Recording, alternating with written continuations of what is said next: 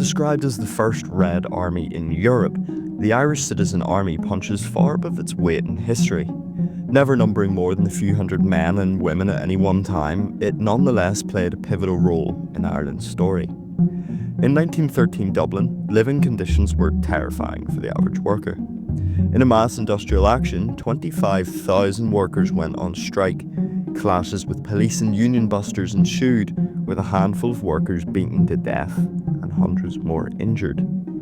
As a response, the unions called for a militia, and one man took this call seriously: ex-British Army Captain Jack White, who personally trained and clothed this small force, equipped with only hurling sticks and wooden bats. It wouldn't be long before the strike was broken, and Jack White attempted to reformat the ICA along more military lines. He was promptly arrested, but another leader was not far behind him.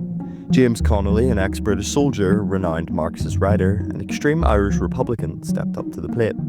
He took control of the few hundred ICA troops, and along with those such as Countess Markievicz, took the army in a radical direction. So much so that his newspapers were consistently banned, and the Irish Republican Brotherhood, a clandestine Catholic and Republican movement who had been at the forefront of Irish independence for decades, approached him, asking him to join.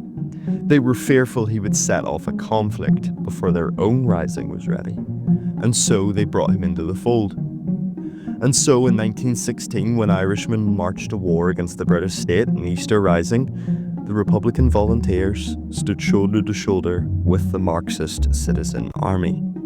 This relationship too would last. It was suspected that ICA troops were carrying out clandestine operations for the anti-treaty IRA during the Civil War.